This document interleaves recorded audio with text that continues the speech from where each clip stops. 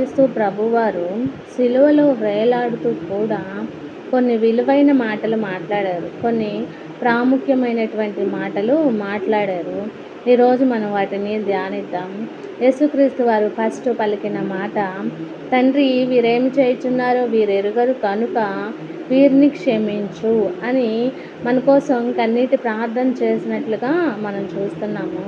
ఆ తర్వాత పక్కనున్నటువంటి దొంగకి ఒక అద్భుతమైనటువంటి ఆశీర్వాదాన్ని ఇచ్చినట్టుగా చూస్తున్నాం.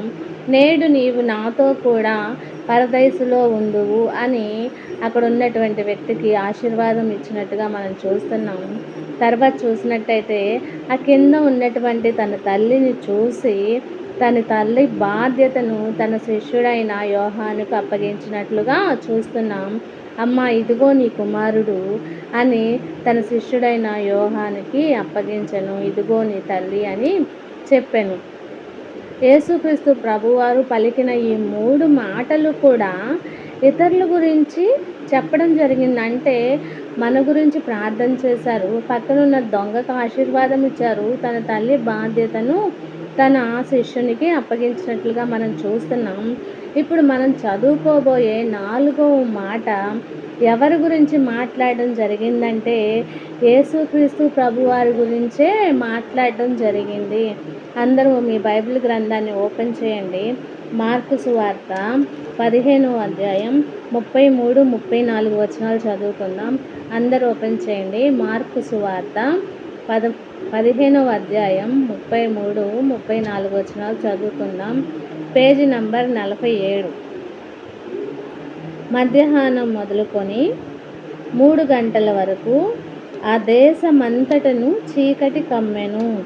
3 గంటలకు యేసు ఏలోయి ఏలోయి లామా సబక్తాని అని బిగ్గరగా కేకవేసెను. ఆ మాటలకు నా దేవా నా దేవా నన్నెందుకు చేయి విడుచుదు అని అర్థము. చాలండి. ఇదే వాక్య భాగాన్ని మనం మత్తయి సువార్తలో కూడా చూస్తాము. ఒకసారి అందరూ మత్తయి సువార్త తీయండి. మత్తయి సువార్త 27వ అధ్యాయం 45వ వచనాన్ని చదవండి.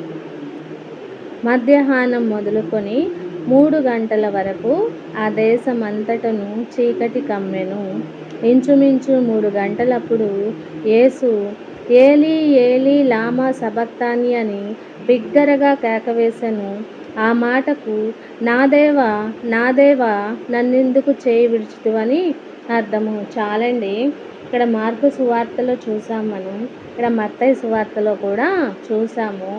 ఇక్కడ ఏలీ ఏలీ లామా సబక్తాని అనే మాట అరబిక్ భాషలో మాట్లాడడం జరిగింది. యేసుక్రీస్తు ప్రభువారు అరబిక్ భాషలో మాట్లాడారు.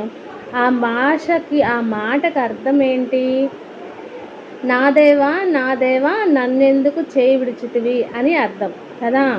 ఇక్కడ యేసుక్రీస్తు ప్రభువారు ఈ మాటని ఎందుకు మాట్లాడారు అంటే, ఈ మాట దేనిని సూచిస్తుంది అంటే మన పరలోకపు తండ్రికి మన యేసుక్రీస్తు ప్రభువారికి మధ్య ఉన్నటువంటి ఎడబాటును సూచిస్తుంది. అంటే సపరేషన్ అనేది చూపిస్తుంది అనమాట. అందుకని ఇక్కడ బిగ్గరగా కేక వేయడం జరిగింది. మనం బిగ్గరగా ఎప్పుడు అరుస్తామండి?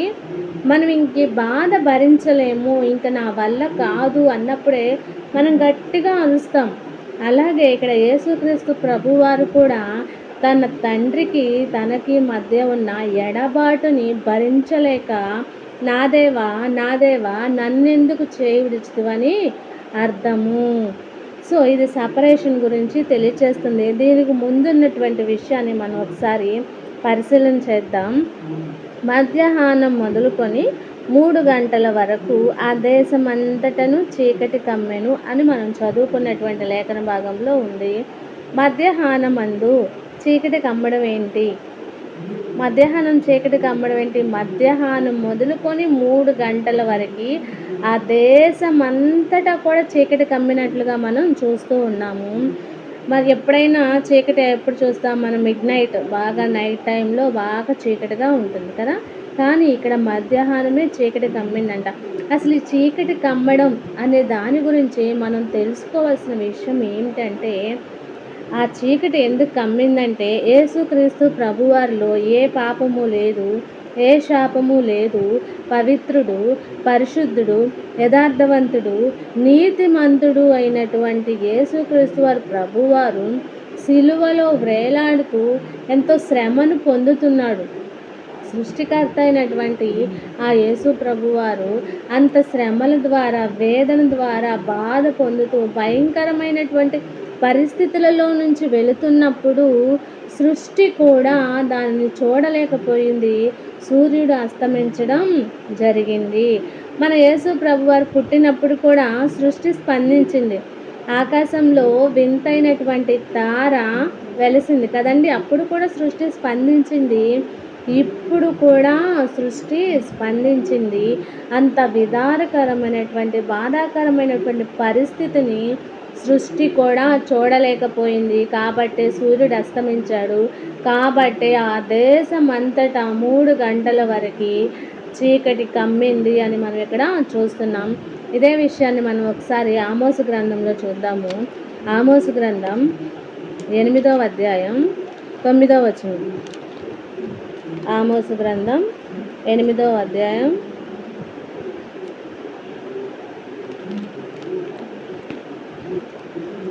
ప్రభువైన యెహోవా సెలవిచ్చినదేమనగా, ఆ దినమున నేను మధ్యాహ్న కాలమందు సూర్యుని అస్తమింపచేయుదును, పగటి వేళను భూమికి చీకటి కమ్మచేయుదును. ఆమేన్.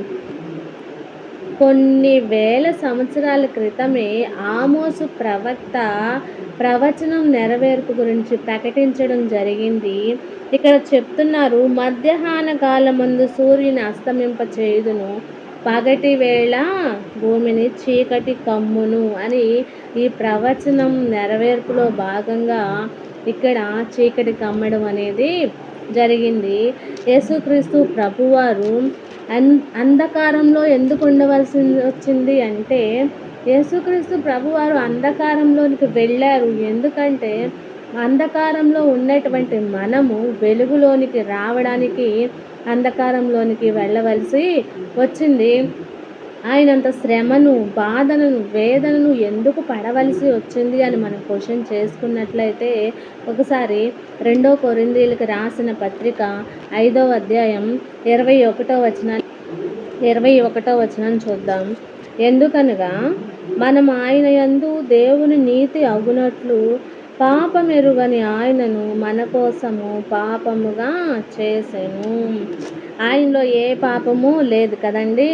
కానీ ఆయన ఇప్పుడు ఎలా కనిపిస్తున్నాడంటే పాపిలాగే కనిపిస్తున్నాడు. ఎందుకంటే మన పాప భారాన్ని అంతా ఆయన మోస్తున్నాడు కాబట్టి అతను పాపిగా కనిపిస్తున్నాడు. అందుకే మన పరలోకపు తండ్రి యేసుక్రీస్తు ప్రభువారిని చేయి విడిచిపెట్టినట్లుగా మనం చూస్తున్నాము. గలతీయులకు రాసిన పత్రిక అదే విషయాన్ని ఇక్కడ కూడా చూస్తాము. గలతీయులకు రాసిన పత్రిక 3వ అధ్యాయం 13-14 చూద్దాం. పేజీ నెంబర్ 169 అండి.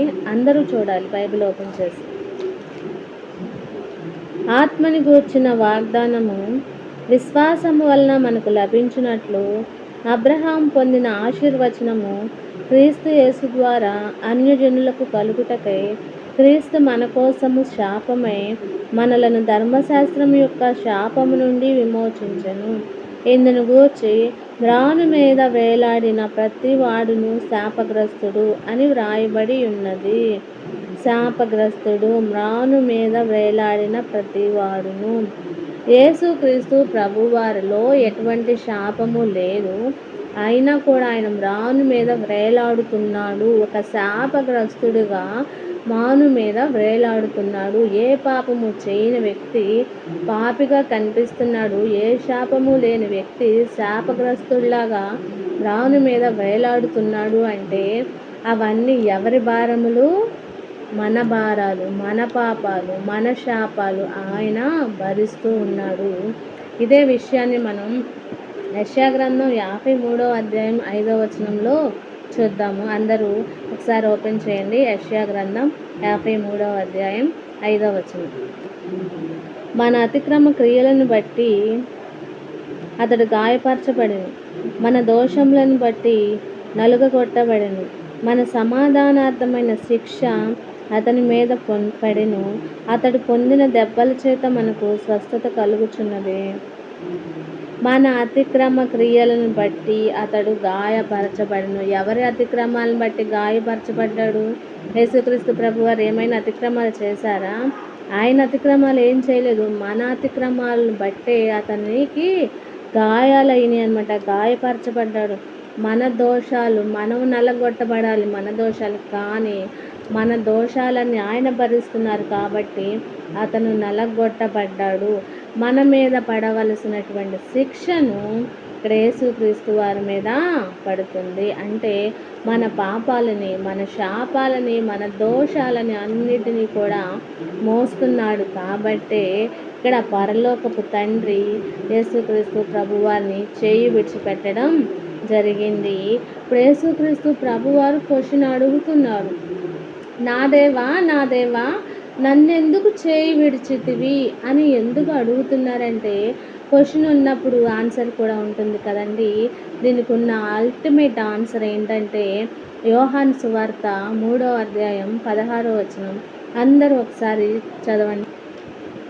దేవుడు లోకమును ఎంతో ప్రేమించెను, కాగా ఆయన తన అద్వితీయ కుమారునిగా పుట్టిన వాని యందు విశ్వాసముంచు ప్రతి వాడును నశింపక నిత్య జీవం పొందినట్లు ఆయనను అనుగ్రహించెను. లోకము తన కుమారుని ద్వారా రక్షణ పొందుటకే గాని లోకమునకు తీర్పు తీర్చుటకు దేవుడు రక్షణ పొందుటకే, లోకము తన కుమారుని ద్వారా రక్షణ పొందడానికి ఆయన సొంత కుమారుని అనుగ్రహించెను.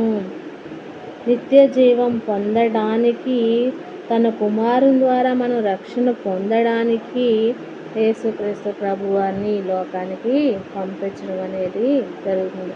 దేవుడు లోకాన్ని ఎంతో ప్రేమిస్తున్నాడు. లోకము అంటే ఎవరండి? మనమే. మనల్ని ఎంతో ప్రేమిస్తున్నాడు.